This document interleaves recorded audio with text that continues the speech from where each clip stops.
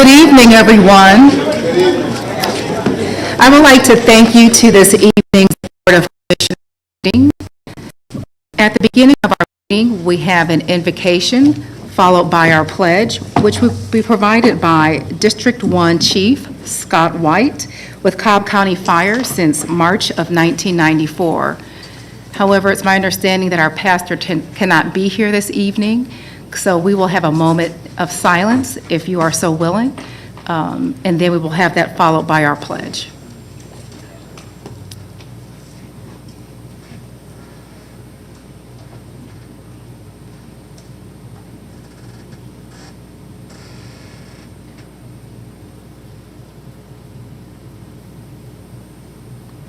Thank you. Chief Scott White, are you here? Very good. Thank you.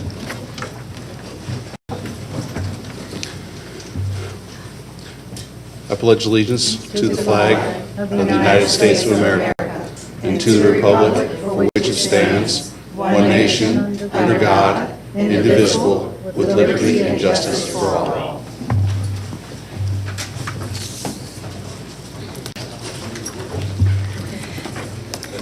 Thank you. Our meeting is officially called to order. This evening, we will have 3 presentations. Our first presentation will be provided by Commissioner Monique Sheffield to present a proclamation to Dr. Mark Lang. Dr. Lang, if you are here, you can approach Commissioner Sheffield up front here. Thank you. She's changing her shoe. I'm changing my boots. A quick wardrobe change. No, I'm going to come down. He's going to hobble down. How are you this evening? It's good to see you. Are you surprised? For everyone in the audience, he had no idea this was happening. You get the And also, he's a huge Pittsburgh Steelers fan, so I wore his favorite colors tonight. Of course.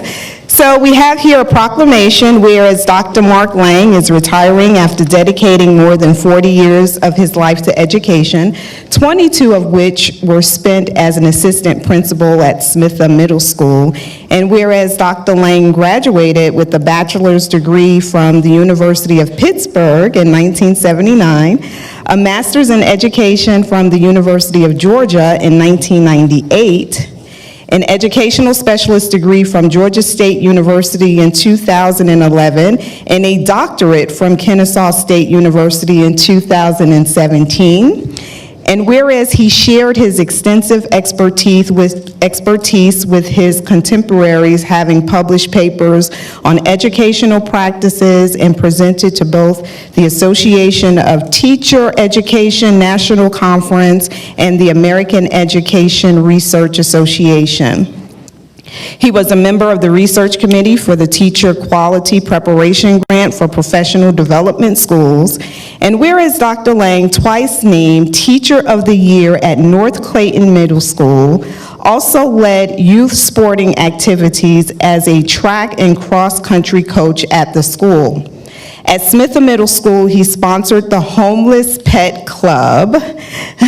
Now, therefore, we, the Cobb County Board of Commissioners, do hereby honor Mr. Mark Lang's leadership and dedication to generations of youth, sharing his knowledge and expertise to help improve the quality of life of our community. This, the 25th day of May, 2021. Thank you very much. Appreciate that. You want to say it? Oh, I'm good. I'm Good. Thank you very much. All right. And we got you. Okay. Thank you. Absolutely. Thank you. Our next presentation will be provided by Commissioner Gambrill to present a proclamation designating May as National Nurses Month in Cobb County. And I understand we have several nurses here, so if you could please come forward and join me.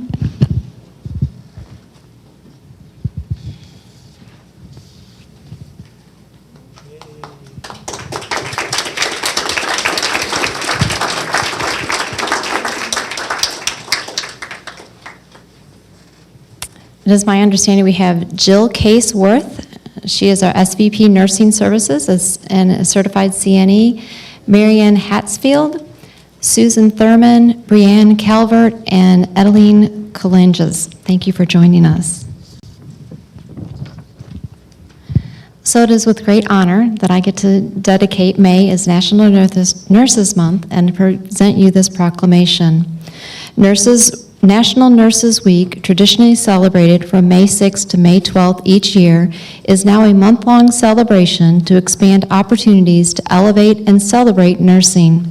There are 4 million registered nurses nationwide and more than 164,000 in Georgia.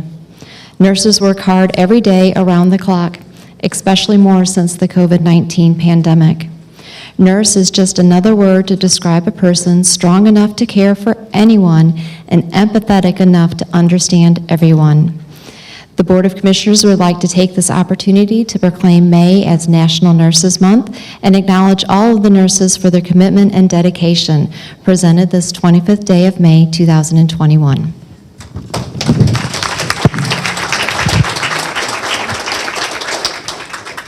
Would anybody like to say something? Would you like to say something? Sure.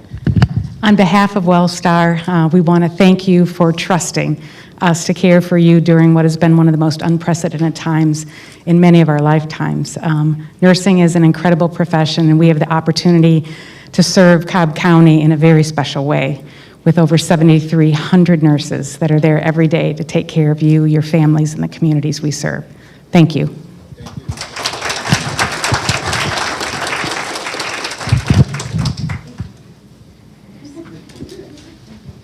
All right. Smile under those masks. Here we go. 3, 2, 1. Thank you.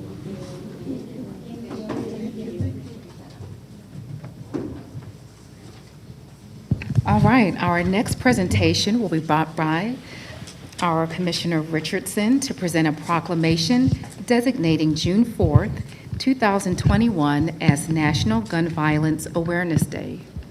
I understand we have some members in the audience to join us.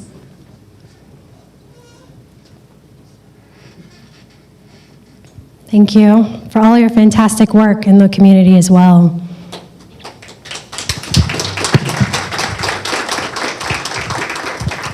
So this particular proclamation, it's an awareness initiative. Every day, more than 100 Americans are killed by gun violence, alongside more than 230 who were shot and wounded. And on average, there are more than 13,000 gun homicides every year. And Georgia has 1,603 gun deaths every year, with a rate of 15.2 deaths per 100,000 people.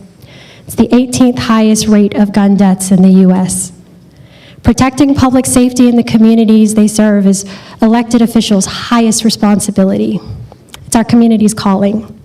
Gun violence prevention is more important than ever, especially as the COVID-19 pandemic continues to exacerbate some of the gun violence after more than a year of increased gun sales, increased calls to suicide and domestic violence hotlines, and an increase in city gun violence. And the backstory is that in January 2013, Hadia Pendleton was tragically shot and killed at age 15.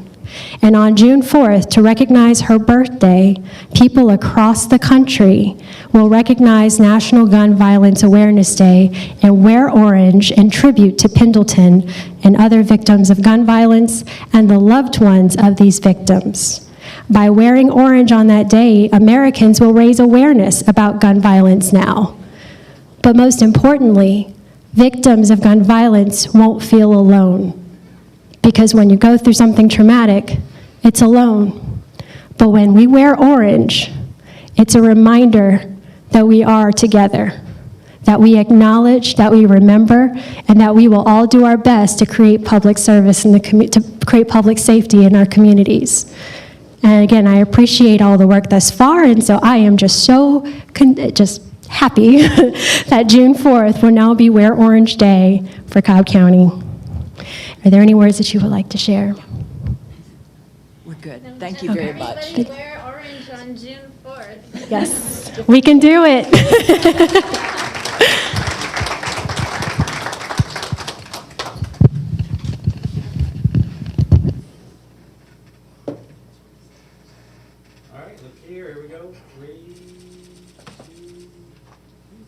down, there you go.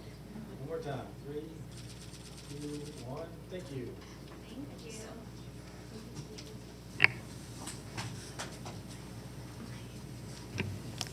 Thank you, Commissioner.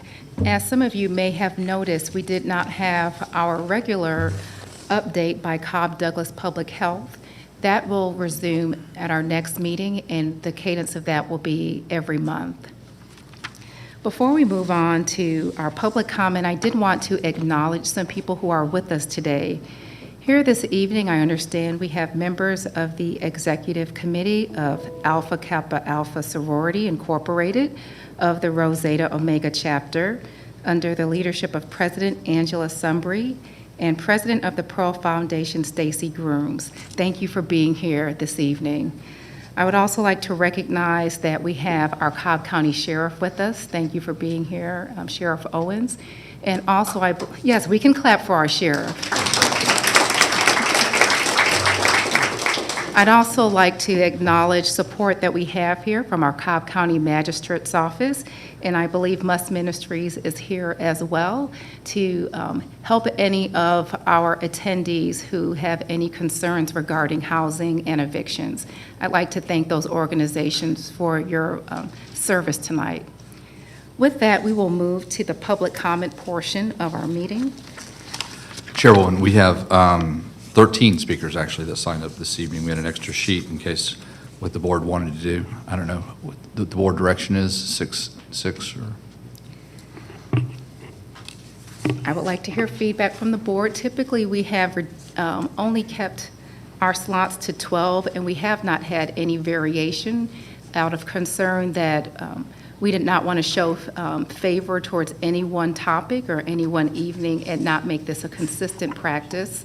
However, I still, just from consensus of the board, do you want to keep with that practice of the 12 this evening? Yes. Okay, am I hearing general consensus? Okay, I'm sorry, so Bill, I'm so used to looking up, I'm looking for you down there, I forgot that you changed. Bill, yeah, so we'll go with the 12 speakers this evening. Okay. Yeah. The first speaker is Geneva Vanderhorst. You have 5 minutes to speak, and the timer is on the podium when you're watching it. Thank you, and even though your name is stated, if you can help us in just repeating your name again at the podium. Thank you. I'm Geneva Vanderhorst. Good evening, Good Commissioner evening. Cupid, Board of Commissioners, and all in attendance. Thank you for this opportunity to address you tonight. I am the Executive Director of a youth nonprofit organization, Steering Triumphant Innovators of the Next Generation, better known as STING, Inc. We were founded in 2009 in South Cobb County, District 4. Our mission is to advance the intellectual and social conditions of young people through quality programs and to equip participants to envision future possibilities, increase academic performance, and empower each student for success. As we serve the middle and high school populations, our vision is to provide educational and social programs and to enhance the abilities of young people to become productive and contributing citizens. That is not only the vision, but one of the goals of STING, Inc. Over the years, we have collaborated and partnered with many organizations and churches in the Cobb County area, namely Austell Community Task Force, Powder Springs Community Task Force, Destiny's Daughters of Promise, We Thrive on Riverside Renters Association, Peacocks, Grandview Seventh-day Adventist Church, Connecting Generations, Safe Place, Cobb County Chapter of the NAACP, Changing the Next Generation, Landing Lives Corporation, Cobb Parks and Recreation, Cobb Works, schools, law enforcement, and others who care about young people.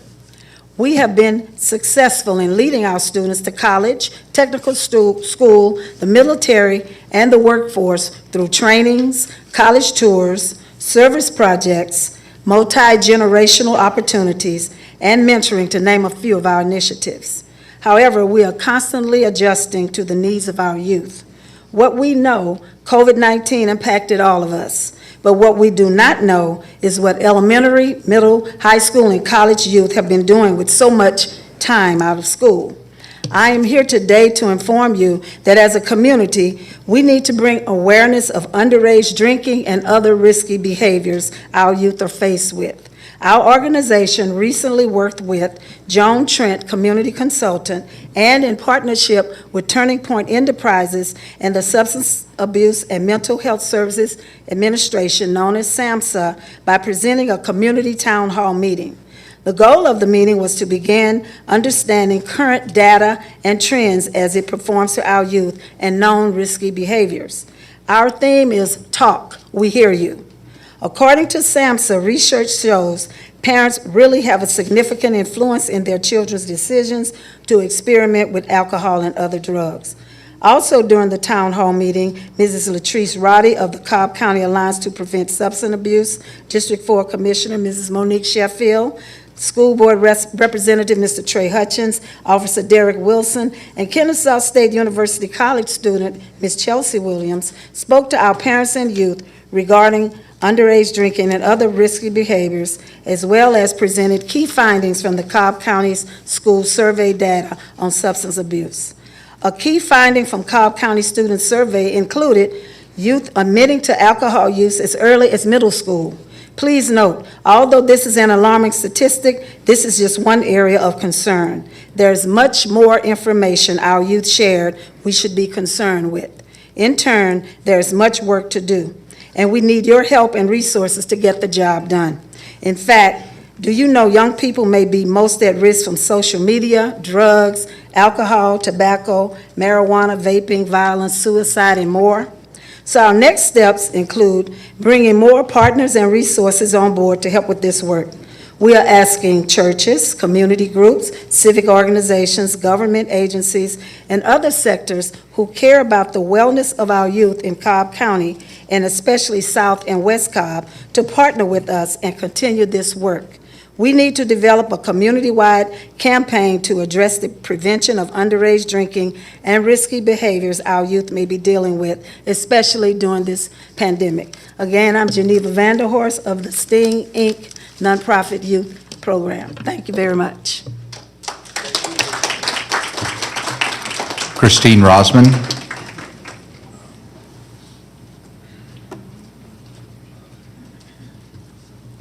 Good evening, Christine Rosman, and I would like to talk, recap about the town hall meeting that Chairman Lisa Cupid held. I think you could see that it was a big hot topic for many of your constituents. I would believe there were over 100 people there. And a majority of us wanted to know about the fraud. We wanted to know about the 2020 election. We wanted to know about the Dominion machines that are really getting, I mean, if you're paying attention at all or hearing what isn't, it's hard because there's so much censorship on voter fraud whenever you put it in into a Google search. But anyway, that was the majority, that was what your constituents wanted to hear. And we were very disappointed that we were given an index card so that we could see, be able to talk to you about what we wanted to talk about. But those topics were never brought up. The topic of why can't we get water, bottled water, when we're in line, that wasn't really a hot topic. Our hot topic was, if we don't figure out what happened in 2020, then there is no 2022, there's no 2024. And that is our priority. And as you know, it was our priority because when people were saying, hey, how about it, and we're kind of yelling, and you kindly said, hey, the police are here to enforce that you don't disrupt. And so that's when we all got up and walked out. And it was really disappointing. I mean, you had a full group. You could have been transparent. You could have talked to us about it. And we're really kind of, well, let me tell you this. We're awake. We're not woke. There are a lot of people that are awake. And it's on our radar that we are being discounted. We're kind of being pacified. And that is more of like a Marxist socialism thing. And we like to be Americans, okay? So that did not flush well. And then I understand that after we did leave, you thanked the people that stayed because they were obedient and didn't speak back to you. And then I also heard that Janine Eveler got escorted back to her car, and we were like, seriously? Did you think we were going to get ugly? I mean, I know that there were, what, a dozen police officers there? That's not who we are. We're not like Antifa and Black Lives Matter where we're going to do a stink. We want to have our voices heard, but we wanted to have our voices heard, and we were not heard, and we were very disappointed with that. It's insulting, and we would like to have another town hall where we can actually ask questions and be heard. With that, and I guess you can't answer me right now, but we would like to propose that because when you're looking at Maricopa County and what has happened there, you're looking at not only there, but all of Arizona, you're looking at a lot of other states with a lot of questionable ethical issues in a lot of those fraudulent, I mean, let's face it, fraudulent elections. So we look forward to being able to have another opportunity to actually have our answers or questions answered by you and Janine Eveler. Thank you. Sally Grubbs.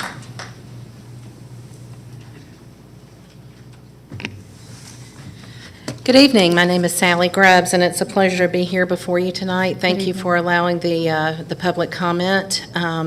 What I am here to talk about is Dobbins Air Force Base and Lockheed. It was, everyone may, or if you read the paper, you may have seen the article today about the property that was being transferred to Venture Homes, and it being so close to Dobbins Air Force Base. So I just want to read a little bit of an LA Times article from 1989, November 11th, 1989. Navy jet crash claims second victim, aviation. A pregnant mother dies of burns the day after the fighter hit an apartment complex, and a man's body is earlier found in the rubble. Smyrna, Georgia. A pregnant mother died Friday of burns inflicted when a fighter jet crashed into a suburban apartment complex. Earlier in the day, searchers found a man's body in the wreckage of his incinerated apartment. Navy investigators, meanwhile, continued hunting through the debris for clues to Thursday evening's crash, but they did not know what caused the accident. Margie Padavani, 28, died of her injuries Friday night, said John Hester, night administrator at Grady Memorial Hospital, where Padavani had been transferred with burns over half her body. The woman's 5-year-old daughter remained in critical but stable condition at the hospital, Hester said.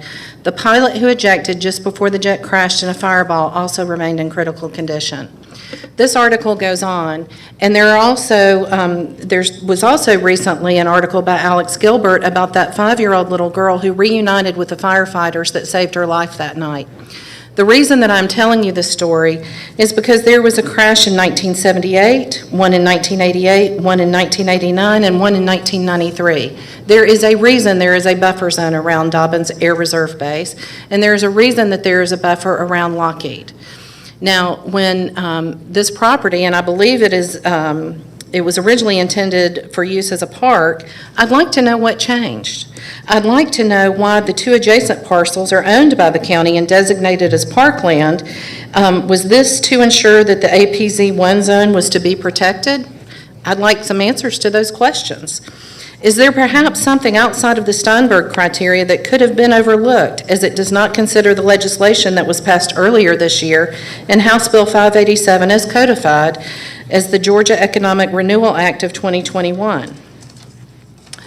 Cobb County purchased it for a reason. Our tax dollars are used for a reason to purchase this property. I'd like to know why the planning and zoning rules are overridden and decisions are made that, I hear about it all the time in online discussion groups about how noisy the planes are at night. People that move here from out of town and say, well, I'm in the flight path of Dobbins. Dobbins has been there since 1941, originally known as Rickenbacker Field. There are 14,000 flights annually from Dobbins Air Reserve Base in conjunction with the testing that goes on with Lockheed. Lockheed employs over 4,700 people, and that doesn't include the civilians that are employed at Dobbins Air Reserve Base and the reservists that are there at the reserve base. I would like to know why the decisions are being made to put that in jeopardy. Cobb County has always been an attractive place for people to work, live, and play. And we are putting that in jeopardy with the overreach of development, and it needs to stop. And I used to go to bed at night knowing that our decisions were being made for Cobb County in good hands and competent decisions being made. I just don't feel like research was done appropriately in this case. And I'd like to know if this study that was done in October of 2011, and I'll be happy to leave it if anyone needs a copy of it, that talks about the noise zones, and it shows a map of what areas need to be kept in a certain fashion zoning-wise, so that you don't have people that are complaining because what you're doing by making this decision is putting the base in jeopardy of closure. It is the last base in North Georgia that is open, and it provides Cobb County with a lot of revenue and a lot of benefits, and it is time to stop with this overdevelopment of Cobb County and putting up these multifamily developments where you need to have some buffer, and you need to protect the economy of Cobb County. And, you know, we're worried about lawsuits from developers. We need to be worried about the citizens of Cobb County. Thank you very much.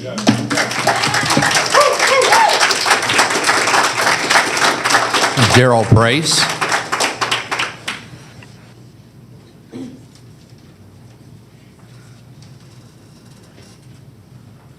Good evening. Good evening. I also appreciate the opportunity to speak before this commission. Sally mentioned pretty much part of what I plan to bring forth. I'm sorry, sir. What's your name? Oh, I'm sorry. That's My name is okay. Daryl Brace. Thank you, Daryl. Okay. Recently, I noticed what the Cobb County Planning Commission had recommended against the development in South Cobb. I don't know all the details about it, but I do know that the BOC did override that Planning Commission. For me as a citizen just observing this, it seems to set not a good precedent for having a Planning Commission recommendation being overridden. And then I saw what Sally spoke about. That was decision was overridden also. I don't live in South Cobb, but I do live near Sprayberry Crossing, and that's been a contentious project as well. And of course, that's in Joanne's. And I appreciate your efforts in helping us try to fix that disaster. No better way to say it. However, I think the Planning Commission process is working fairly well there. Those of us that are against what has been proposed have been making some headway, and changes have been made. But I have a concern after seeing, past behavior, that if the Planning Commission does bring forth a recommendation that really is in the interest of those that live near the Sprayberry Crossing, that the BOC does not decide to override that as well. And it's a deep concern for me. Past performance, maybe it's future behavior. So I would appreciate you giving it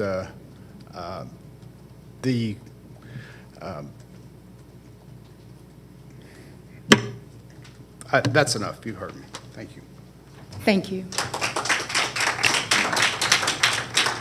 Marissa James.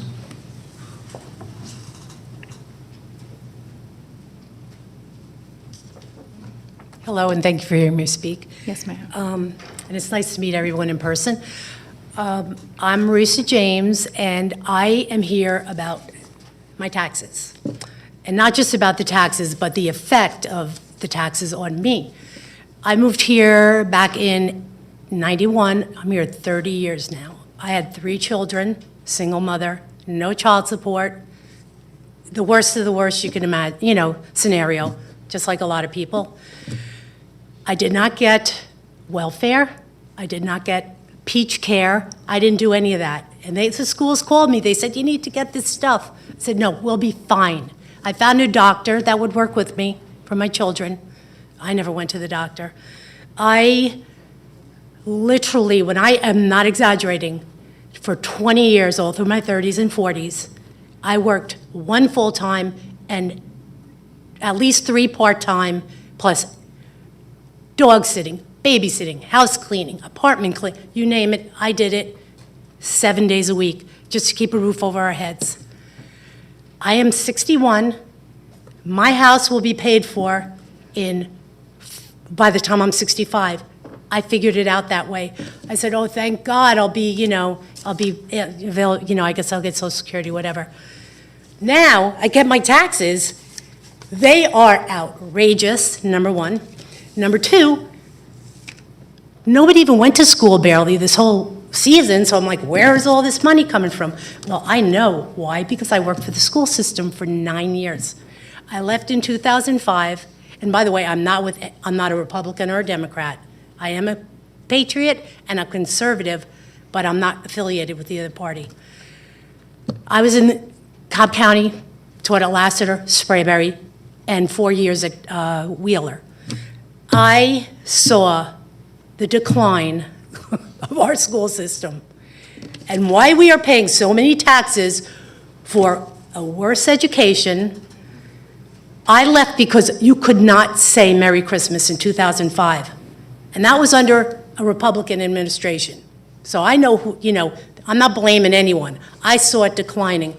I saw teachers, first year, give grades that kids deserved, go down on probation the first semester, crying in the lunchroom, crying, because but they said they don't do homework, they deserve an F. Guess what? The hope. Everyone wants the hope. So the teacher, it's not the parents, it's not the kids, it's the parents. I had to leave. I had 1 semester, and I'd had my teaching degree. I left. That's how it was. It was unbelievable. So we're paying more money for less services. My house is going to be paid off when I'm 65, 4 years. I'm going to be taxed right out of Cobb County. I literally raised 3 children. They all went to Kennesaw for 2 years, then they joined the military. 2 reasons. We have no money. They needed, to go because they had the hope. And then they went into the military because I believe my ex-husband was a Marine. My father was, we're a service family. And I think they should serve their country. So free education, it's called join the military. You don't need free education. That's what the military's for. And my son is an air traffic controller. My daughter is a respiratory therapist and works at Fort Bragg, and my other daughter is an executive for Coldwell Banker, okay? And we literally lived, I can't even say paycheck to paycheck. It was, it was like we paid pennies, like here's 30 pennies for your lunch, okay? Because I did not take any services. I know it's possible. It's really hard work, and you don't sleep. You're up at 4, you go to bed at 1. That's what I did for 20 years. But I did it. And now I'm going to be taxed right out of my house. And I have no children in school. I just don't understand. And we're all people. We're not like, I'm not looking at anybody in a Democrat, Republican thing. We all live in the same county. I don't understand why we're doing this to our county. And one thing I do know, we have a lot. Okay, let me just tell you. In school, I used to be making copies, and I would hear the people at the desk say, I'm sorry, you can't come to school here. You're not legal. You have to be a legal citizen. And the family would literally walk away. Back in between 97 and 2005, they didn't let illegals go to school. We're paying for all these brand-new schools. Ms. James? Am I done? Yeah. Sorry, time's up. Okay, I got my say. Thank you. Vivian Kirby?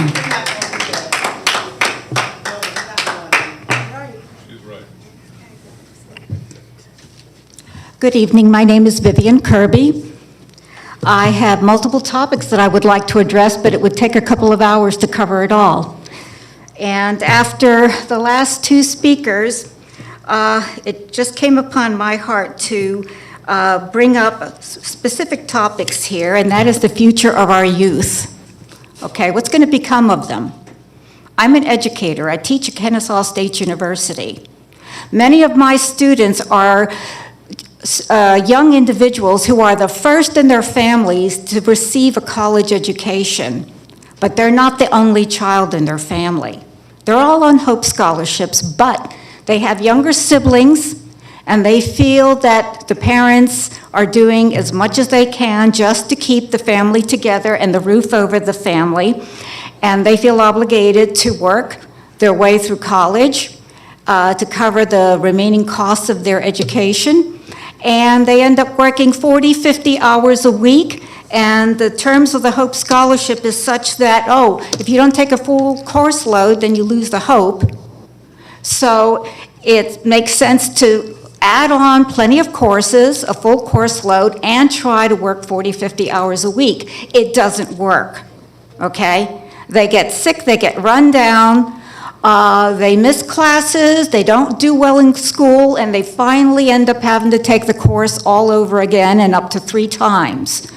And they keep dumbing down the system to accommodate this kind of practice to the point where students have several attempts at the same class to finally pass it and graduate with their credentials. And that's another thing, the credentials.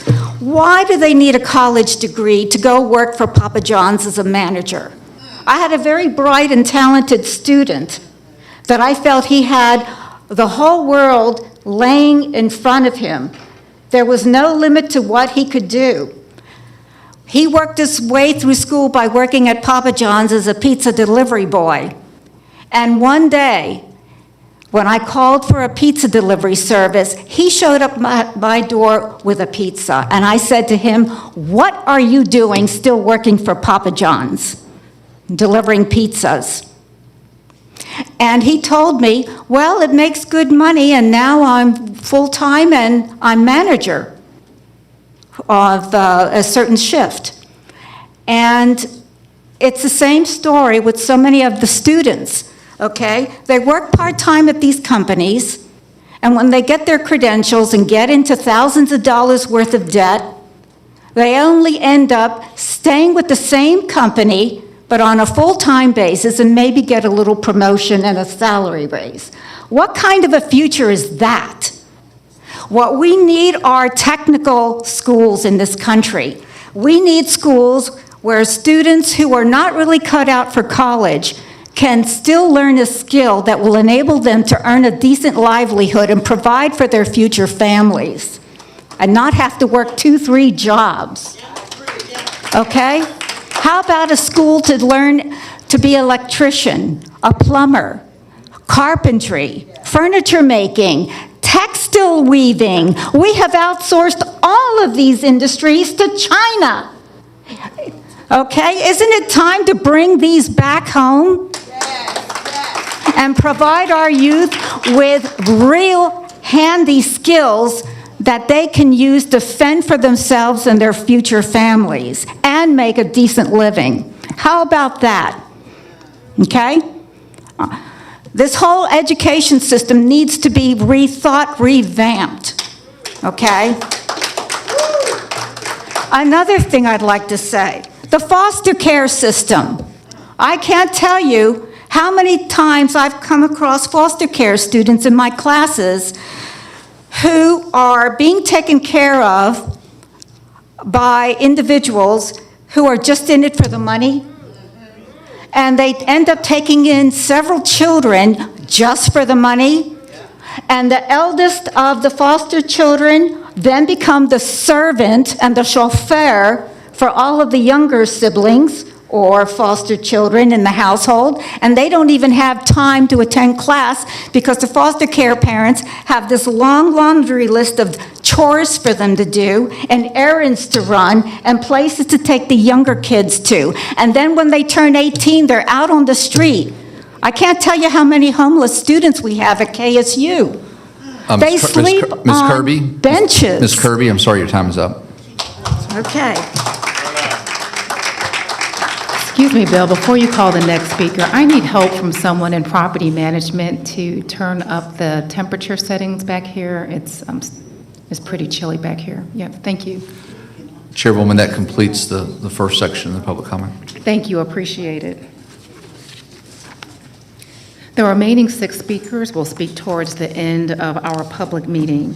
We will now move on to our consent agenda, and I have 3 non-agenda items from the county attorney's office to add to consent, and I will need a motion to add the following items. The first is to, well, should I do these separately to our clerk, or can I do them in mass? Okay, thank you. All right, thank you. I will need a motion to authorize settlement of Lisa C. Stone and John G. Stone III versus Cobb County, civil action file number 19A-3244 in State Court of Cobb County.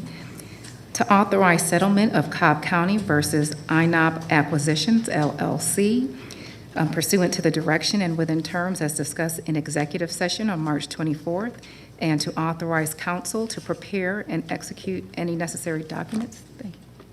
May 24th, 2021. Thank you. And authorize counsel to prepare and execute any necessary documents for the purposes of settling ongoing litigation. And finally, to authorize settlement of Cobb County versus INOB Acquisitions pursuant to the direction and within terms as discussed in executive session on May 24th, 2021, and to authorize counsel to prepare and execute any necessary documents for the purposes of settling ongoing litigation. So moved. Is there a second? Second. Any discussion? All those in favor of adding this consent? No longer need to do that. Yay. Yes, we are now able to use our electronic voting board. So the vote passes 5-0. For the consent agenda items, they have scrolled at the beginning of this meeting. You should have seen it on the screen. And they will also be scrolled after the meeting. And so if I can get help from a commissioner for a motion to approve consent. Motion to approve. As revised. Sorry. As revised. And to authorize any appropriate staff to prepare and execute any necessary documents. We have a motion. Was there a second? Second. Any further discussion? All right, we'll call to action. I'll call the vote, excuse me. I can't remember this. It's been so long. The vote passes 5-0. Thank you, commissioners. We will now move on to our BOC regular tab, and I'm excited to get to this tab, which will be presented by Dr. Jackie McMorris. Good evening, everyone. Chairwoman Cupid, commissioners, thank you for this opportunity. I'd like to make a recommendation for our new Parks Director, Mr. Michael Brantley. Michael, if you would join me up here, please, I'd appreciate it. Commissioner Mr. Brantley has been serving as our interim director for Parks since November 2020. It's exciting to present him to the board and to our Cobb County family as our new Parks Director. Mike comes to us with over 24 years of experience and has been with Cobb since 2017. So Michael, welcome to the Cobb County family as our new Parks Director. If you would like to make a few words or say a few words, I appreciate it. Sure. Thank you, and thank you, commissioners. Very excited, as you can imagine. I see that everybody's got a good little smile going. I know that there was possibility of a bribe earlier tonight by our deputy county manager. I don't think anything's passed, so I think we're good. I'm just looking at the eyes right now to make sure, but I'm very excited. I'm glad to be your Parks Director, and can't wait for the future. Thank you, Michael.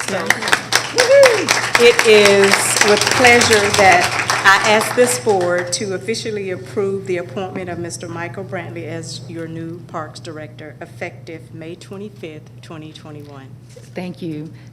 Just to note, we see how the county manager greases the skids by having presented the person to be appointed before we approve them to be appointed. I know, right. I'm not going to let you change your mind. Mental note. With that, may I get a motion to approve the appointment of Mr. Michael S. Brantley as the Parks Director, effective May 25th, 2021? So moved. All right. Is there a second? Everybody Second. All right. Any discussion? Psst, psst. All right.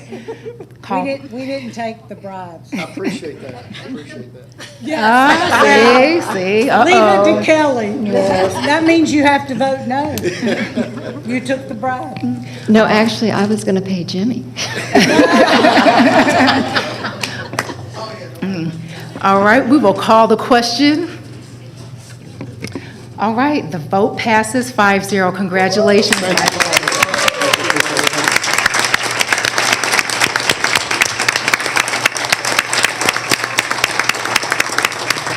Chairwoman Cupid, may I take a moment of privilege here to ask our Go right Director of Transportation if she would come up for a moment? Certainly. This is the last meeting for our Transportation Director, Erica Parrish, and I would just like for us to give her a warm thank you for her years of service here. Tonight is her last meeting.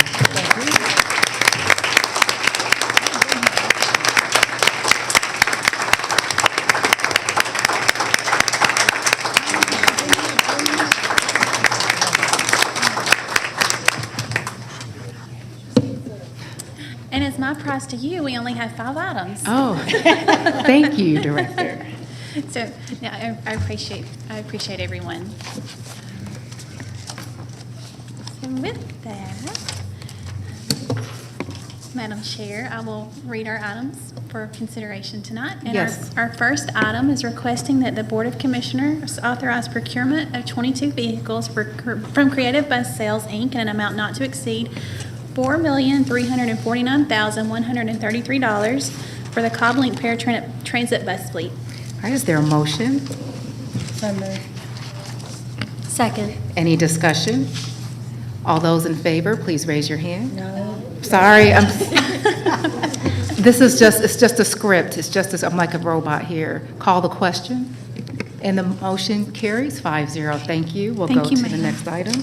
Our next item is requesting that the Board of Commissioners approve change order number 3 to the consultant services agreement with Kimley Horn and Associates, Inc., a no-cost time extension through December 31st of 2021 to develop an update to the Cobb County 2050 Comprehensive Transportation Plan. All right, is there a motion? So moved. Second. Any discussion? Call the question. The motion carries 5-0. Okay, thank you, ma'am. Our next item is requesting that the Board of Commissioners approve change order number 1 final to the contract with Chatfield Contracting, Inc., a savings to the project in the amount of $35,670.20 for drainage system repairs on Stafford Place. All right, Commissioner Richardson. Motion to approve. Second. Any discussion? We'll call the question. The motion passes 5-0. Thank you. Thank you, ma'am. Our next item is requesting that the Board of Commissioners approve change order number 1 final to the contract with Accelera Construction LLC, a savings to the project in an amount of $19,095.30 for demolition of the Pilot Travel Center located at 4600 Atlanta Road. Commissioner Richardson. Motion to approve. Second. Any discussion? We'll call the question. The motion passes 5-0. Okay, thank you, ma'am. Our next item is requesting that the Board of Commissioners approve project number X2524, task order number 1 to the 2020 master task order contract with AECom Technical Services, Inc., in an amount not to exceed $89,880 for the traffic signal timing for Cobb County DOT contract number 001555. All right, so moved. Second. Any discussion? Call the question. The motion passes 5-0. Thank you. Thank you. And our last item is requesting that the Board of Commissioners approve change order number 1 final to the resurfacing contract 2020-3 Local Roads North with Bartow Paving Company, Inc., a savings to the project in the amount of $917,977.04 for resurfacing of county-maintained streets. Commissioner Burrow. Motion to approve. Second. Any discussion? I'll call the question. The motion passes 5-0. Okay, thank you, ma'am. Director, before you leave the podium, I want to thank you for your service here of Cobb County. You have done an excellent job in serving our constituents, responding to us amidst a very busy time, And we wish you the very best in all you do, and just thank you for all of your contributions to moving Cobb County forward. Thank you, ma'am. I appreciate that. Thank you you. so much. And thank you for the leadership. Thank you. We will now, yes.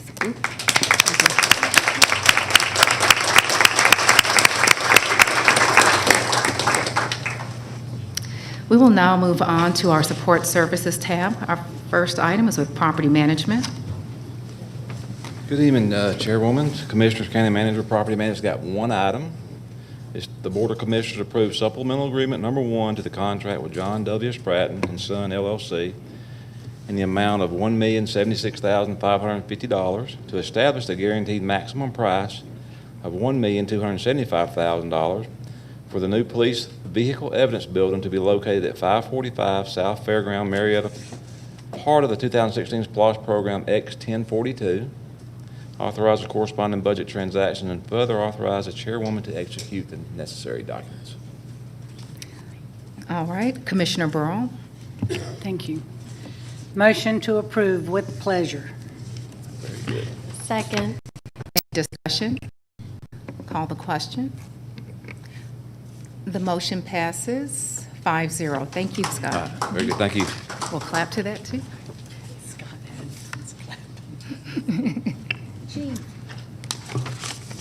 Chairwoman, our second portion of our public comment, the first speaker is Susan Mueller. Okay.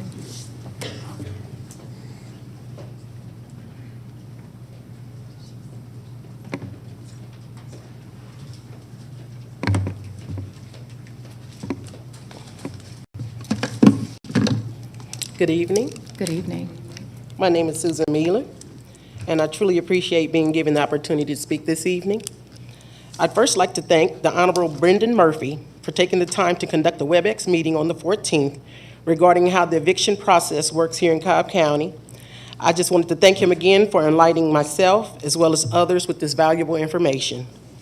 I also appreciate the Executive Director, Pete Waldrop, and staff of MHA meeting with Ms. Delancey, Ms. Johnson, and myself regarding questions we had as either program participants or resource information, inquiring about and regarding specific programs which could be implemented in East Cobb community, excuse me. My final thought is to address the ongoing issue of the lack of affordable housing here in Cobb County. This is a dire emergency that has to be rectified, and I'd like to quote Senator Raphael Warnock: "Housing, or the lack thereof, impacts every aspect of our lives, and getting people in safe, secure housing can ease the path toward obtaining reliable health care, pursuing educational opportunities, and gaining steady employment," close quote. Thank you very much. Davida Carter.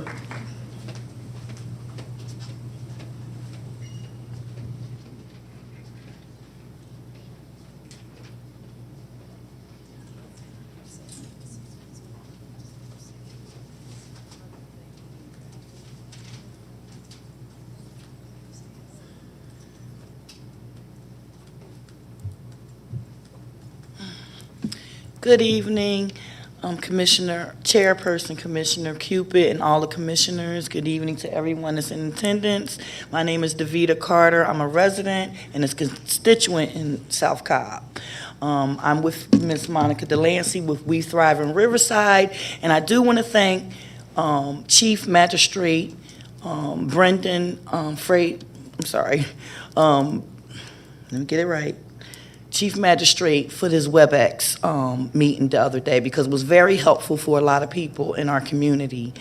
There was one thing that really bothered me. I sent a couple of people an email the other day at the Commissioner's office. We seen some signs in our community, and this was a realty company that's putting signs in our community saying that they're going to help people get evicted.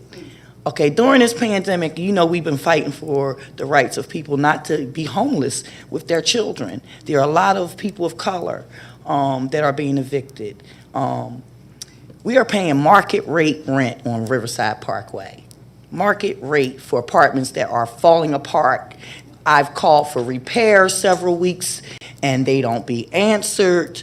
I'm Also, my husband has been out of work because of this pandemic for 14 months. He just got a call the other day from his job saying they may open up in July. Okay? So that's going to be, what, about 16, 17 months out of work here in Cobb County.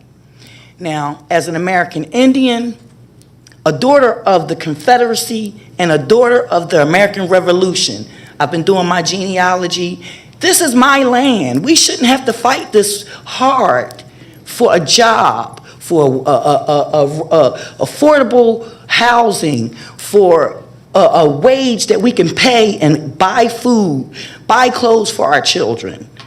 There should not be this hard. I'm finding that I'm related to Pocahontas. I'm related to George Washington. I'm related to Chief James Big Thunder Lawyer of the Nez Perce. I'm also Cherokee. So, like, this angers me when I see people that are just taking advantage of the people of color that's really trying out here every day, trying to fight for the rights of others, you know. So I get very passionate because I know that this is my land, and I shouldn't be struggling like this. So I want to thank y'all all for giving me this opportunity to speak, because this really hits me a little bit differently. I'm finding land patents signed from the president. I'm finding land patents in my ancestry. Now I'm trying to figure out how to make this work for my family. Okay? This is very upsetting to see people put out on the street like that. See their things just thrown in the street, and other people just come and start picking. They already being put out on the street, and other people are picking through their things. I think there should be a better system that Cobb County does when evicting people, where people do not have their things just thrown out in the street. So thank you again. Have a wonderful evening. Monica Delancey.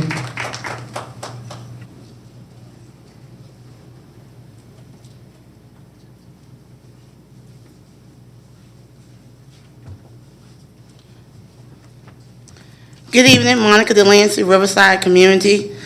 First, I would just have to address some comments that I sat in and listened to earlier. And I have to address that because I would like for someone to address comments even pertaining to my children.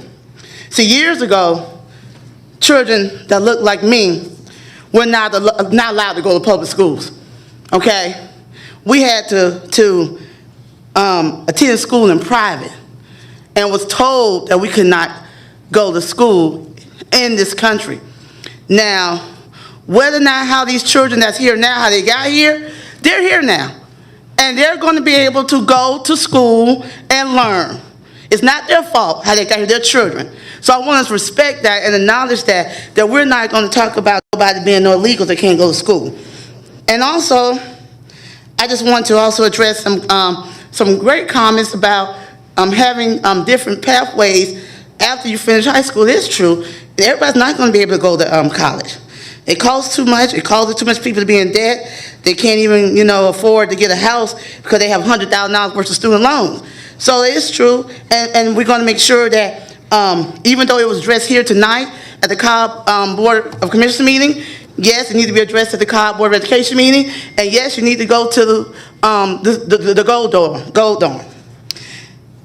Tomorrow's the last day of school. We're going to salute all of our students and teachers and thank them for going a full year under the conditions of the pandemic. This weekend, there'll be a multitude of graduations for Cobb County School District, and I believe all of them are going to be held at McEachern High School. So we just want to make sure that we congratulate our high school seniors that are graduating this year. I do want to thank Public Safety Director Kreider for helping us set up the meeting with Sheriff Owens and I believe it was Mr.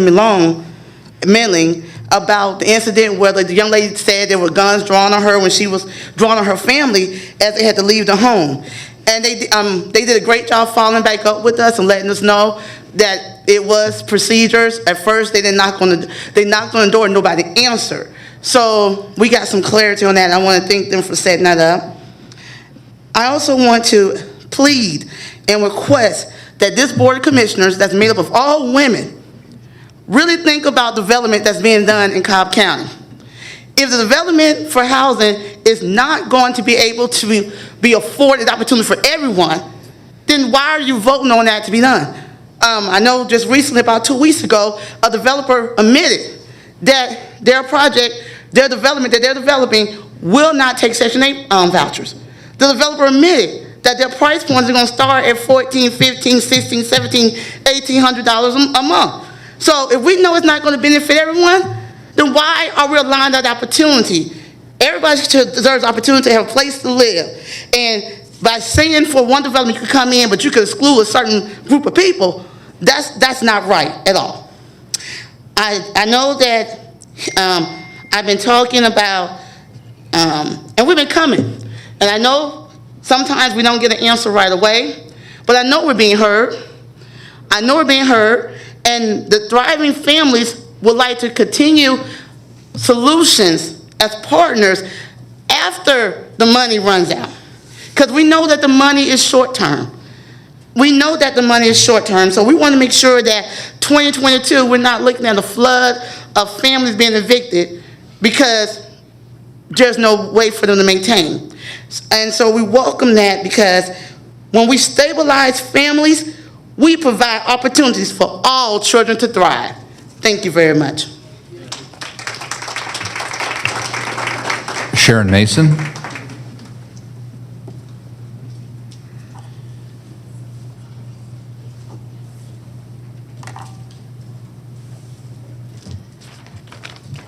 It's kind of cold up here.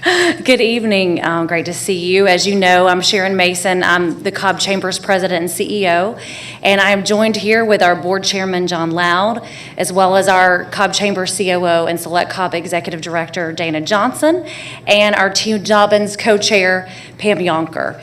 And the purpose for me coming tonight, as mentioned, personally to some of you, as well as in the letter that we sent, is regarding Z11. And what we're asking for is for you to reconsider your vote on this.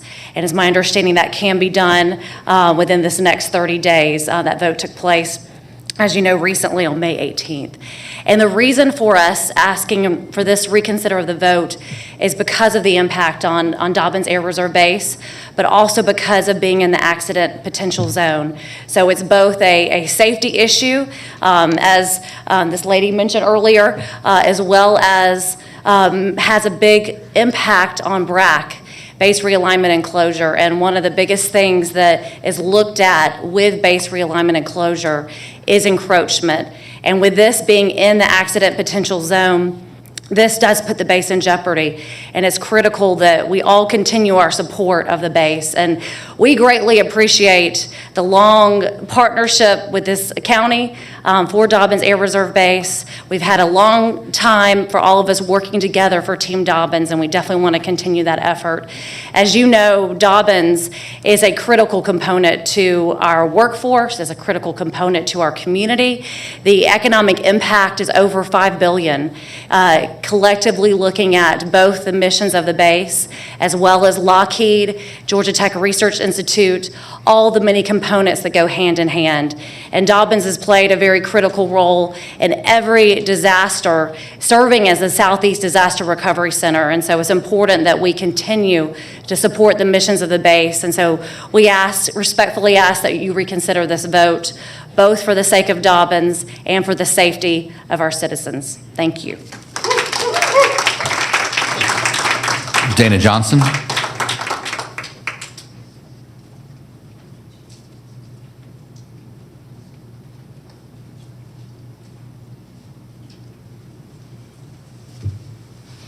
Good evening. My name is Dana Johnson, and I'm Pam Yonker.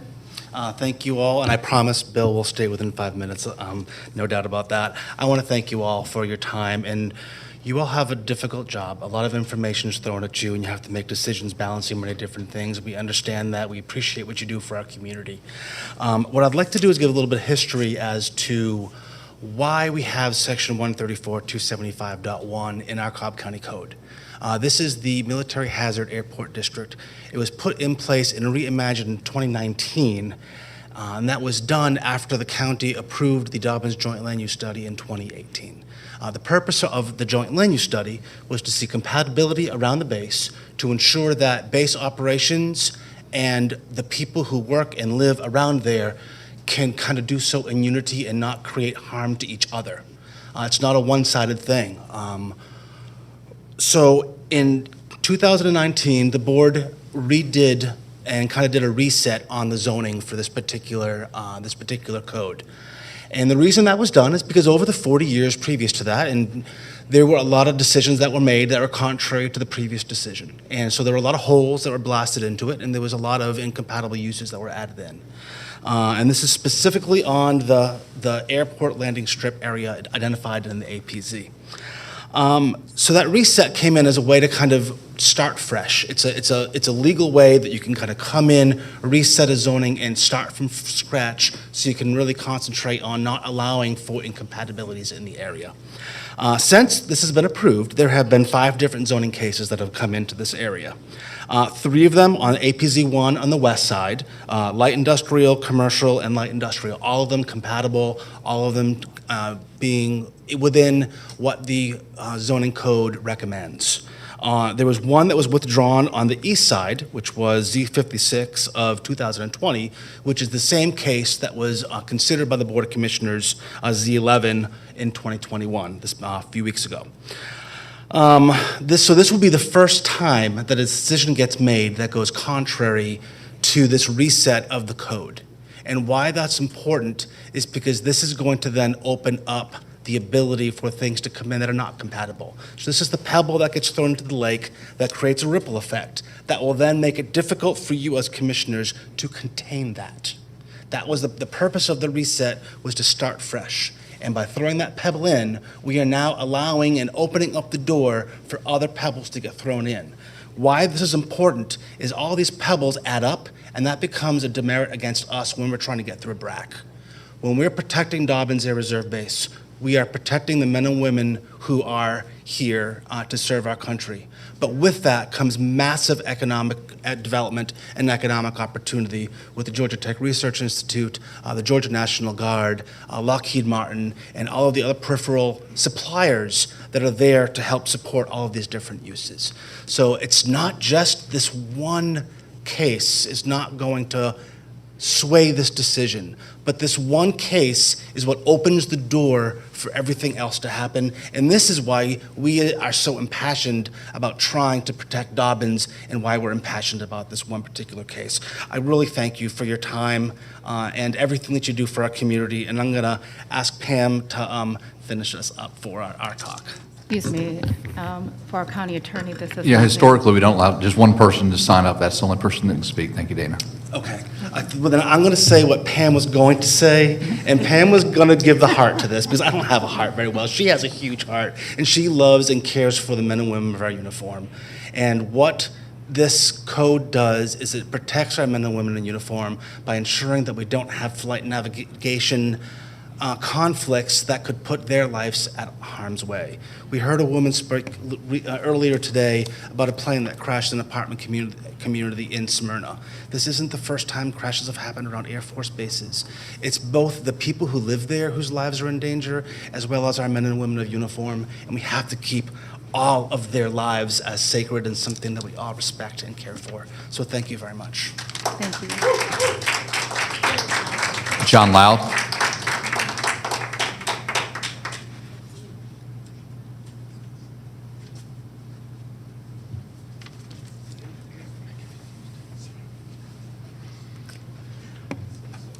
Commissioners, Chairwoman, what an honor to be before you tonight. So great to have the opportunity to speak with you. I'd like to discuss zoning 11. My name is John Loud. I'm president of Loud Security Systems, and I'm currently serving as the Cobb Chamber's chairman for 2021. And it's been interesting since the announcement and the vote that came out regarding Z11, the amount of phone calls that I've received from elected officials, business folks, community engaged people around from all different factors and certainly areas of concern, and I appreciate Commissionerwoman Richardson for us having the dialogue prior and after, and I know some of others have got to talk.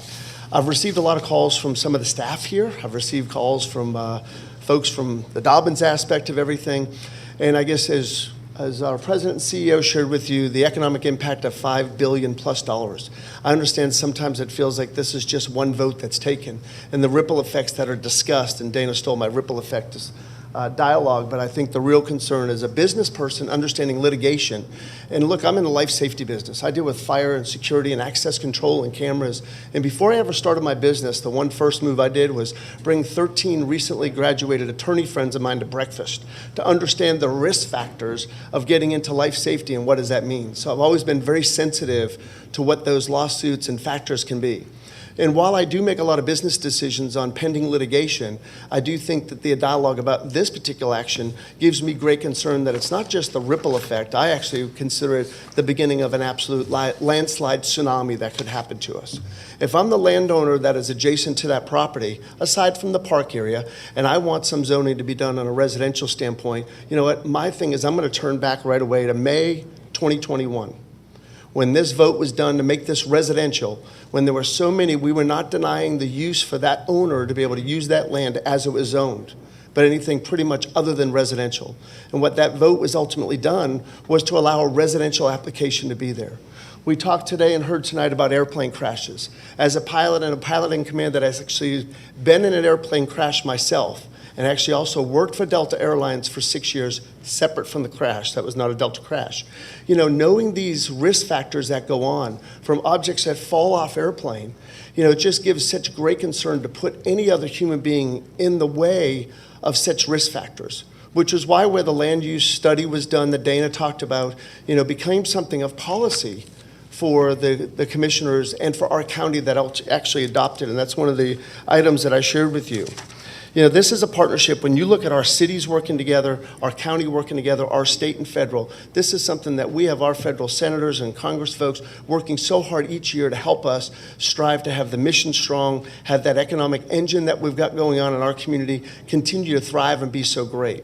So the concern becomes if we're going to worry about a legal entity that starts something, but that tsunami, that landslide that turns into a tsunami that can just wipe all that out. The weird part to me is somebody that may live in one of these condominiums may actually get a job someday that's directly or indirectly beneficial to what Dobbins was. But it could have been the beginning part of the story that as a BRAC, whether it's 2 years or 22 years down the road, look at saying, what is our county looking at for the direction of what that land use study or what's going to happen for encroachment or life safety risk factors. I want to read just a quick part. If you look at this document I sent over to you, which was adopted in November of 2017. It has Dobbins Air Resort Joint Use Land Study. And I want to bring you down to the why of it. So not the introduction as to how it was done or what it was done, but it says why. The intent in the planning efforts is to establish and foster an ongoing working relationship among Dobbins Air Reserve Base and neighboring communities.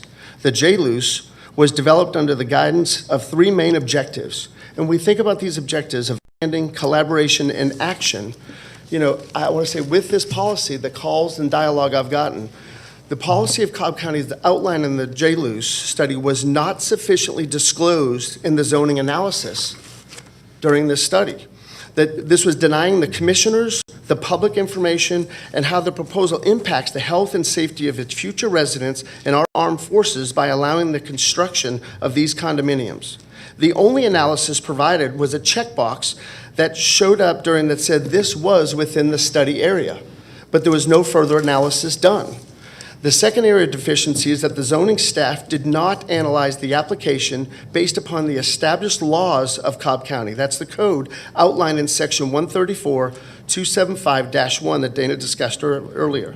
Staff did analyze the surrounding properties and how this property relates to them. However, they never did analyze the zoning as it relates to the existing law of Cobb. That's established 134-275-1. Mr. Loud, I'm sorry, your 5 minutes are up. I would request that we please ask for reconsideration so we have the opportunity to bring in all of the information from the collaboration, the analysis, and thank you so much for the time.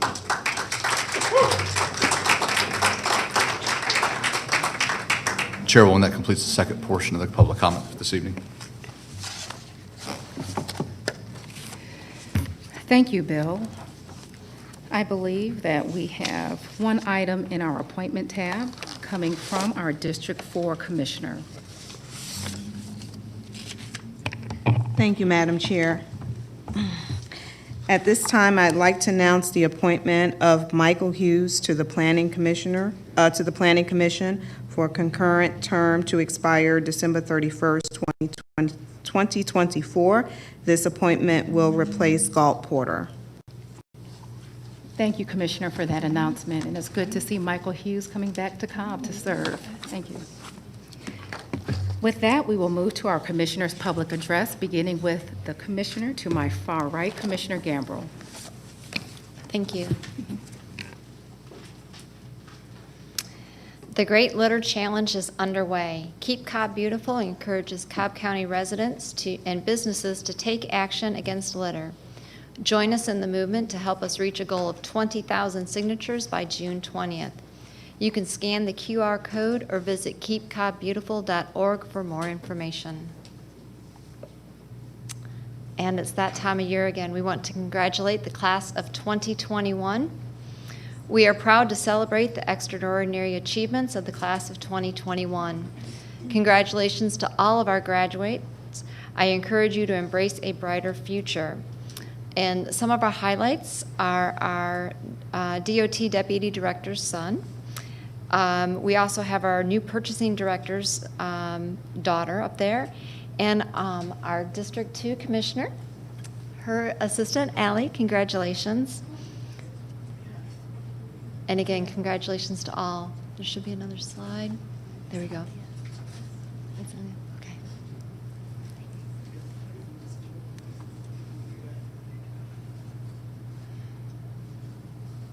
And there's the names.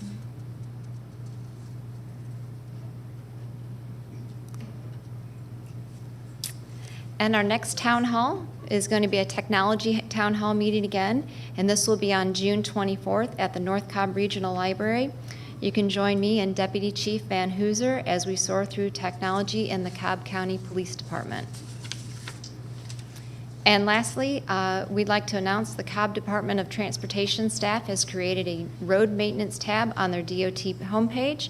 This link has great information, including an explanation of public right-of-way, the difference between county-maintained and state-city-maintained roadways, and more. You can visit cobbcounty.org/road maintenance, or you can email at cobbdot@cobbcounty.org, or call 770-528-1600 for more information. And lastly, we have a video of my ride-along that we did for District 1 with the DOT crew, and I'd like to say a special thank you to Brandon, Dallas, Brandy, Drew, and Cornelius for joining me on this adventure.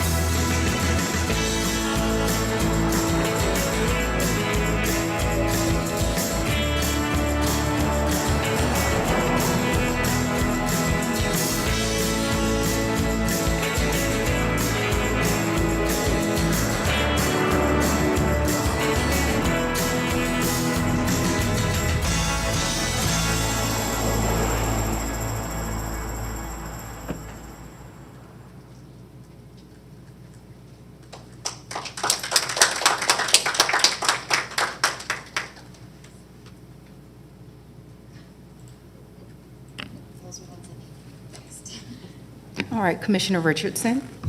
All right. Well, hello, everyone. Thank you. So, as you know, I always do from the office. So I just really appreciated the opportunity to go and speak at Pope High School. Sat through several different classes and really just opened up the door to answer any questions regarding how the county government works, what we have jurisdiction over, how we make decisions, and of course, the power that is invested within the community and our students. That it's really as simple as making a phone call or sending an email, and all of us are very happy to speak with you and find ways to create solutions. But that's a picture we took at the end of the day, and really just grateful for that opportunity.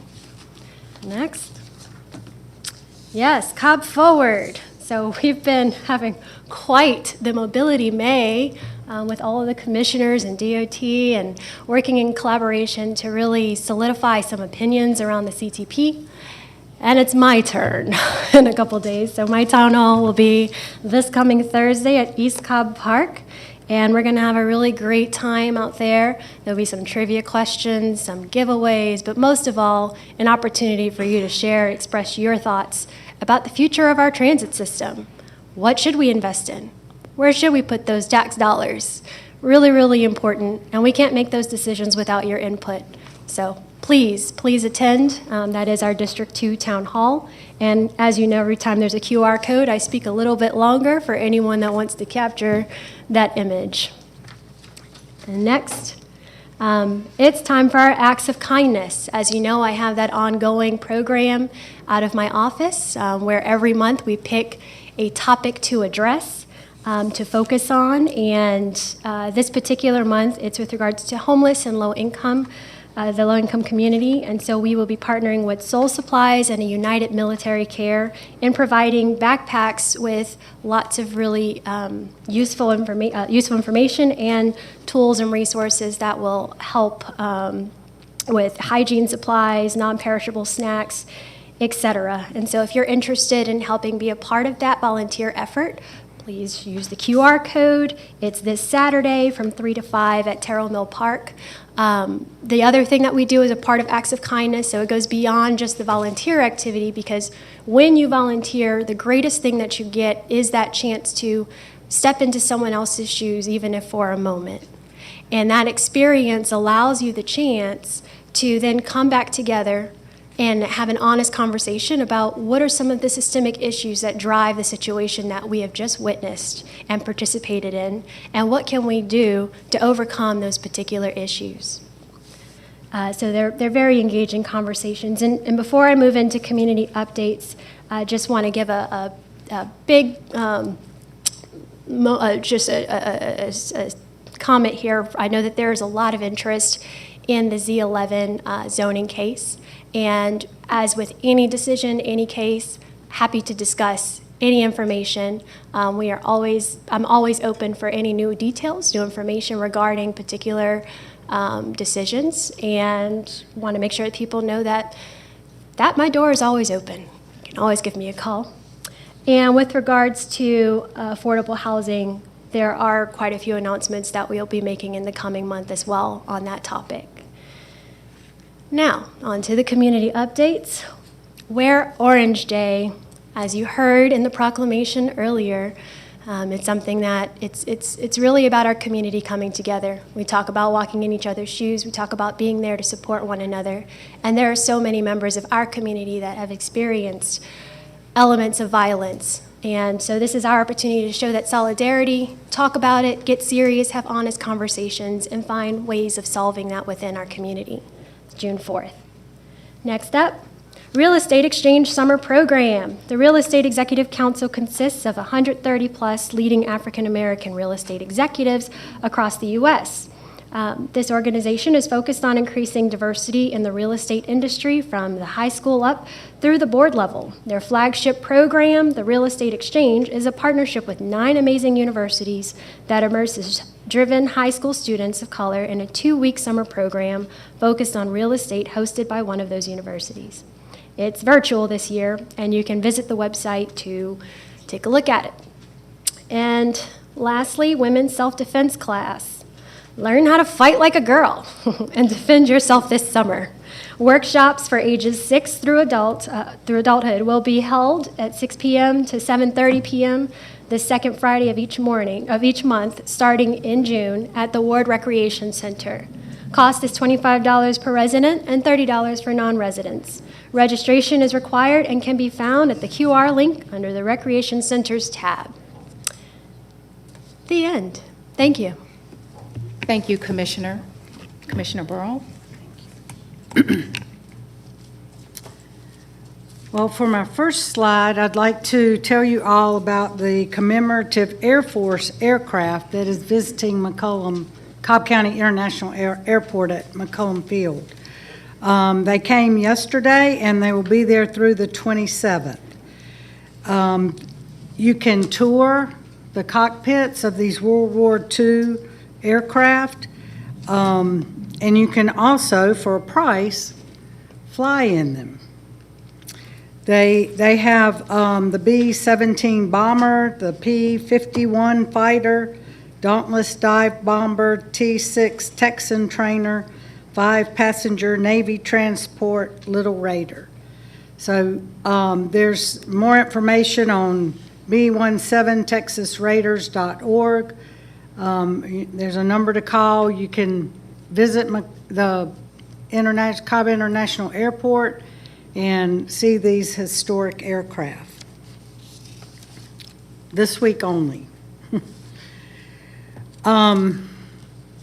Next slide. Our latest adoption through our Superior Pets for Patriotic Vets program is a cute little Shih Tzu. And actually, our sponsor for the Superior Pet program is in the audience tonight. Thank you, Mr. Jay Cunningham and Superior Plumbing, for actually providing 189 adoptions.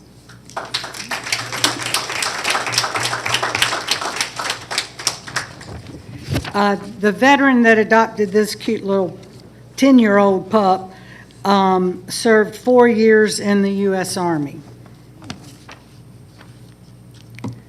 Good news for everyone in Marietta and beyond. Schweitzer Library is opening June 1st.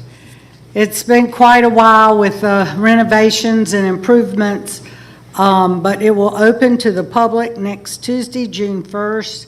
The hours of operation will be from 10 a.m. to 8 p.m. Mondays through Wednesdays, and 10 to 6 on Thursdays, and Fridays 10 to 5. I'm sorry, Thursdays and Friday 10 to 6, and Saturday 10 to 5. So they will also offer curbside pickup from 10 to 2 and 5 to 7 Mondays through Wednesdays, and 10 to 2 Thursdays and Fridays, and all day on Saturday. So there's some new features: family computing space on the main floor. The Accessibility Services Room provides a comfortable, welcoming environment for patrons with disabilities, sensory processing disorders, and library patrons in need of a calmer environment. And the Georgia Room, the Cobb Library Special Historic and Genealogical Collection, now has a dedicated conference room and additional space. An enclosed outdoor plaza with seating and a garden area accessible through the Hattie Gaines Wilson Youth Services area, a new children's programming room, 2 maker spaces for both teens and adults. And of course, the Schweitzer Library is located at 266 Roswell Street, right in the heart of Marietta, near the square. So you can go to cobbcounty.org/library and for more information. And we're very excited that Schweitzer is reopening finally. The Northeast Cobb Business Association is having their annual 5K9 run. I know the sheriff is going to have some folks there, and our Cobb County Police. And we also will have the Swift Justice Runners from the DA's office. But it's Saturday, June 12th and the race starts at 8 a.m. So get there early and register. We also are looking for sponsors, and this is a fundraiser each year. This year, the service dog that will be purchased from the funds raised will be donated to a student at Mountain View Elementary School that is autistic.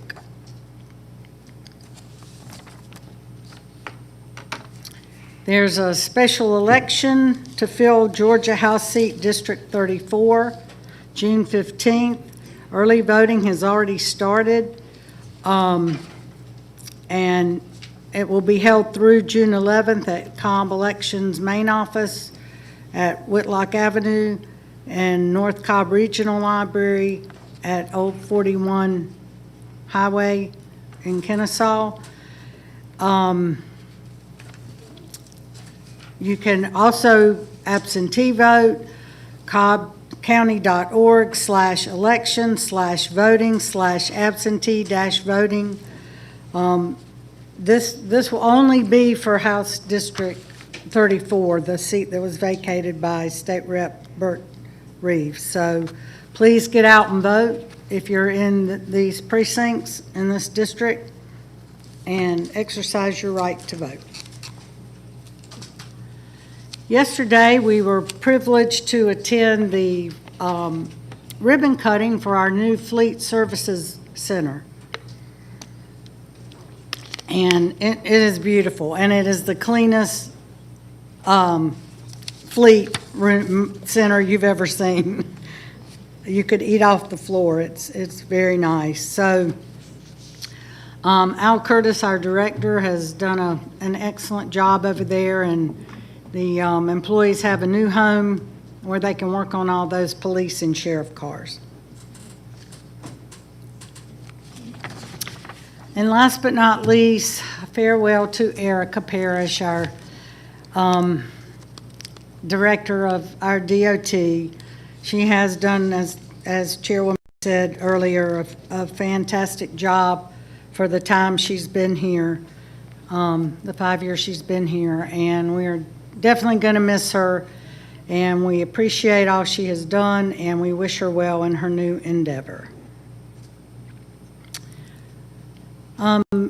Monday, May 31st, is Memorial Day.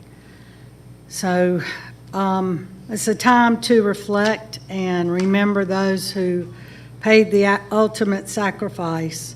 We had a lot of history earlier on our base here, and we just want to remember those that served and who died for our country and our freedoms. And to stay updated on all the happenings in District 3 and around the county, be sure and sign up for our newsletters. Mine is cobbcounty.org/Burl. Thank you. Thank you for joining our first District 4 Town Hall last week. It was a great hybrid event. There was lots of energy and excitement. Thanks to Dr. Memark of Cobb Douglas Public Health for administering the vaccine on site, to Kimberly White of Keep Cobb Beautiful and her passion for keeping Cobb beautiful, Kristen Pastor for her comprehensive training plan overview, Cobb DOT, and the District 4 appointees for coming out to meet the constituents that we serve. A special thanks to the staff at the Cobb County Police Training Center for your behind-the-scenes work to ensure a successful event. The Vision to Learn mobile clinic will visit Cobb Public Libraries during the summer break in the month of June. It is a national nonprofit that provides free vision screenings, eye exams, and free glasses for children in low-income areas. The events are a part of a collaboration with Learn for Life and Metro Atlanta Regional Education Partnership.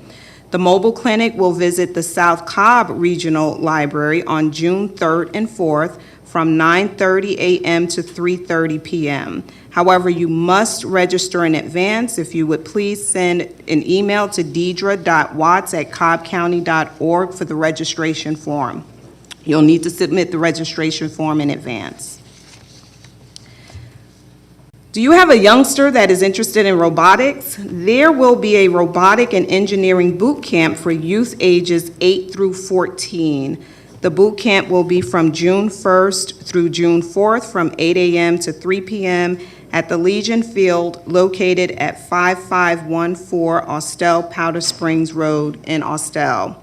For additional information, please contact Travis Reeves at 404-414-2520. The Mableton Farmers Market will open its 11th season at the Mable House Complex on June 3rd and will run through August 12th. The market will operate every Thursday from 8:30 a.m. until 12:30 p.m. Along with a wide variety of tasty, good-for-you produce grown by local small farmers, there will be fresh baked items, local honey, eggs, locally made jewelry, blade sharpening services, and cooking demonstrations. Demonstrations will show visitors quick and easy ways to prepare summertime meals using fresh produce that the market has to offer. Join the Trust for Public Land in June for their Riverlands Rambles. The Riverland Rambles are walks along the Chattahoochee River to discover the bold vision of the Chattahoochee Riverlands. Volunteer guides will lead you to points along the Riverland Showcase site where the Trust for Public Land in Cobb County will build a 3-mile section of main stem greenway trail, trailheads, overlooks, and other amenities. The new development will provide new opportunities to live, work, and play along the Chattahoochee. The tour will be limited to 20 attendees. You must register in advance on eventbrite.com, and you can also visit eventbrite.com for additional information regarding the tours. Join us for our monthly In the Zone meeting. It's scheduled for this Thursday and not on our normal Wednesday, so do not tune in tomorrow. You will join us on Thursday instead. As you can see, we have several cases to discuss, with Austell leading the pack with 4 cases. For the meeting link, please email deidre.watts@cobbcounty.org. And I made the announcement earlier of Michael Hughes, but I just want to, for the benefit of those who may not be familiar with him, just to share a little bit about his background. But Mr. Hughes served as the Economic Development Division Manager for Cobb County for 25 years. He has approximately 33 years of professional experience as a city planner in Los Angeles and Pasadena, California. During his time with Cobb County, Michael has been responsible for developing and administering a variety of economic development incentive programs, including our facade improvement program. He currently serves as the executive director for the Paulding County Economic Development Organization. We're excited to have Mr. Hughes on our team. And congratulations again to Dr. Mark Lang, who you all met earlier today. Enjoy your retirement. But it's really funny. I don't know if you guys can see that first sign, but it says bye-bye tension, hello pension. That's cute. Next slide. And finally, during the holiday weekend, let's not forget those who have made the ultimate sacrifice so that we may enjoy our freedoms. Have a safe holiday weekend. Thank you, Madam Chair. County offices. Thank you, Commissioner. County offices are closed, I forgot to say. I had some prepared remarks for this evening. Ross, you don't need to load those. I'm going to speak on an important matter that have brought a number of people out here this evening, which pertains to Dobbins.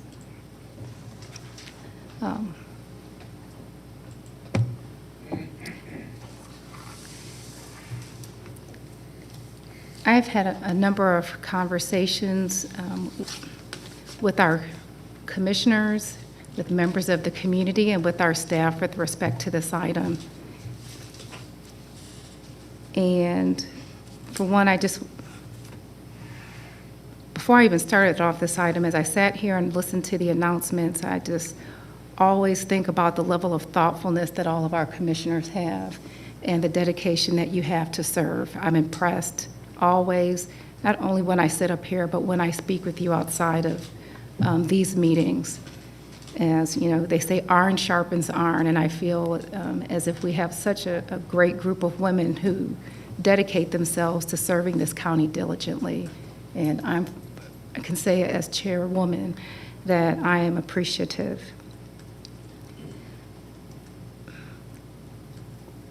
To serve in this role and to be elected is to balance a number of interests in the county. It's to balance the interest of our citizens, it's to balance the interest of our businesses, it's to balance the interest of our visitors, it's to balance so much to ensure that we are maximizing the potential of this county for everyone here.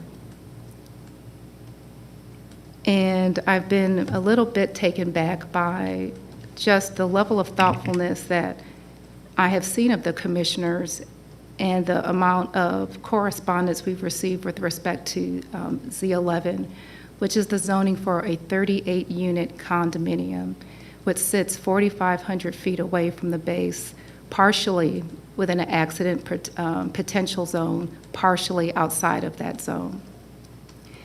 This development sits on a road that has another large apartment complex. It has at least 2 hotels on that street. It has a chiropractic office. It has a distribution office. And it has had a history of code enforcement issues and some crime. And so I know there has been some interest in improving the condition of this corridor. And just like you, so many of you who live here, you are here tonight because you care about county because you live here.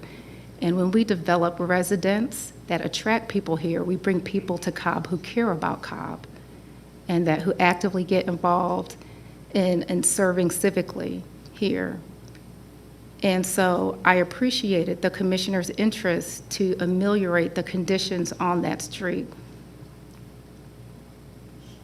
Nonetheless, that street and this particular property does sit, again, partially, not fully within the accident potential zone.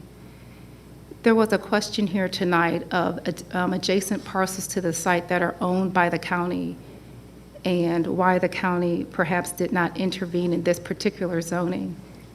Those particular parcels are owned by the county by way of a DOT project that is being facilitated in that area. It is not with respect to Dobbins or those parcels sitting within an APZ. There has been some question tonight about why this commission did not follow the interest of the Planning Commission. And I just want to let the public know that there are 2 phases of assessment of zoning cases before they come to the Board of Commissioners. The first is a staff analysis, which provides a recommendation. The second is a Planning Commission, which provides an assessment and a recommendation. The final Board of Determination for any zoning case is the Board of Commissioners.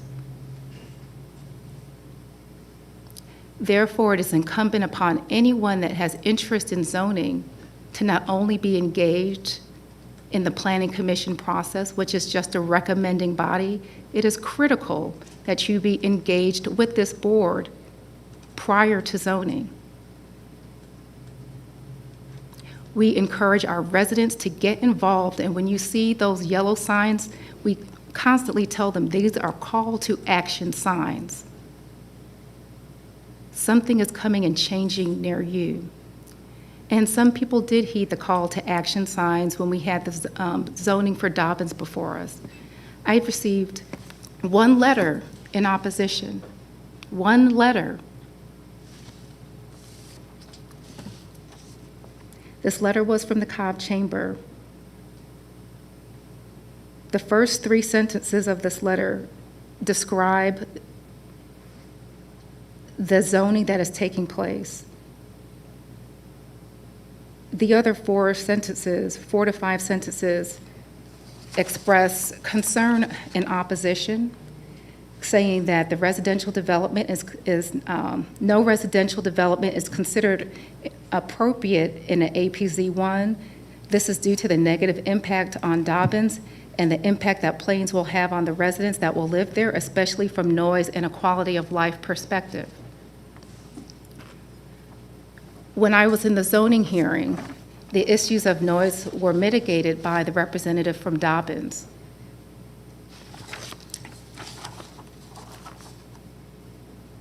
In fact, the letter that I saw that was sent to the zoning manager, this wasn't sent to the Board of Commissioners, so I had to do additional research.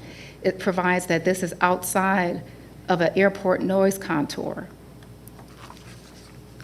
Nonetheless, the commissioner, in weighing the impact still of the airplane, put in stipulations to address noise. When we considered the quality of life of residents there, we considered that this would improve the character of that roadway, because infusing new development infuses new energy to improve the community, but yet the commissioners considered additional stipulations to address that.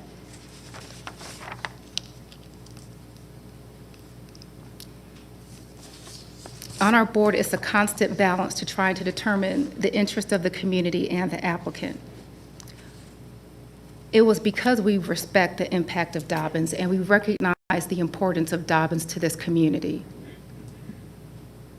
It is because we respect the concerns and the safety of residents that we take particular care with every zoning case to try to mitigate every concern to make sure we are maxing opportunity for everyone. Therefore, I am a little disheartened to hear that this board is to consider that anything that conflicts with any inkling of a possibility of having any inkling of a negative impact to Dobbins is prohibitive. If it was prohibitive, then I need some help in understanding if the last BRAC occurred in 2005, and if there was a risk to BRAC that occurred when there were comments made in 2015. When I'm looking up articles, it was very clear that the Brave Stadium could affect operations at Dobbins Air Reserve Base. This is documented. I received no correspondence, nobody coming to this board to warn us, to tell us about the negative impact of the stadium.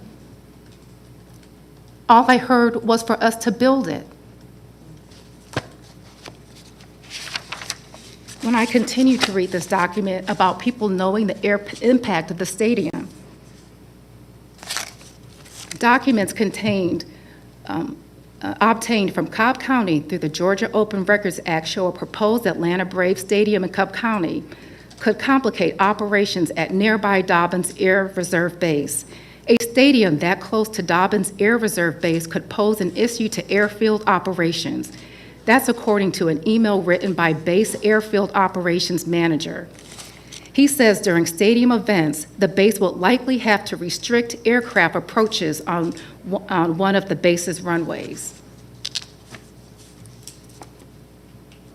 Nobody came to this board warning us about the impact to Dobbins with respect to that.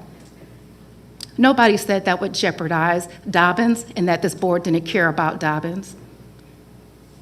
But I'll go a few years later.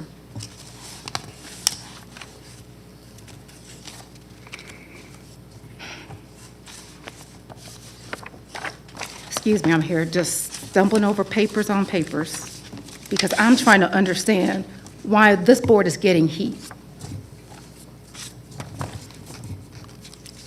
As I look, I am looking for the TKE, the ThyssenKrupp elevator operation, where another article operates that the flight operations would have to be modified because of the impact that that construction would have on Dobbins.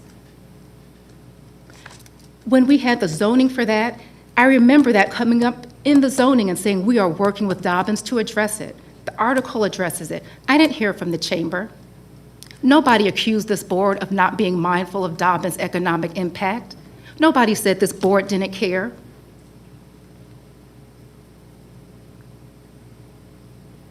I'm trying to be fair and balanced, and I'm trying to understand what is causing this. If there is an issue with BRAC, if there's a concern that this board is going to act in a way that is detrimental to Dobbins or the livelihood of Cobb County citizens, we are open. As Commissioner Richardson shared, she's here, she's willing to talk. There's no one up here who I don't think is willing. But I don't understand why we're getting this heat after the zoning hearing. Dana Johnson served as our community development manager. It's frustrating to me. The pressure needs to be on before the zoning, not after it, and to ask us to reconsider ourselves. We are the final board on determining our zoning cases. If there's a concern about how this board will vote, and if it's important, please do what every applicant does, do what every citizen does, reach out and communicate with this board. I'm frustrated because here I think we have a partnership, but I'm getting more heat and seeing it in the media, getting texts and calls, getting people who I think I partner with coming and approaching us at meetings. This is not the partnership I expected.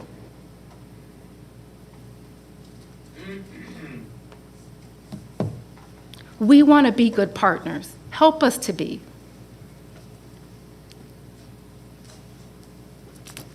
A lot of it stems from relationship. And I think we are willing to be open, but it bothers me for these women up here who do what they do every day to prepare and to plan and to serve, to be viewed as if they consider this county any less than their predecessors who made decisions that impacted flight operations at Dobbins. I care about this county. I care about our economic development. I believe they do too. I care about our relationship with our business partners. I hope that you will seek this as an opportunity to please reach out to us whenever there's an issue. Please get involved in zoning. We are here to serve, and we will be, but we will always balance the interest of all of our constituents. There's nobody here that gets a pass just because they're important. Everybody here is important. All right now. All right. Thank you. With that, please, everyone, have a good evening.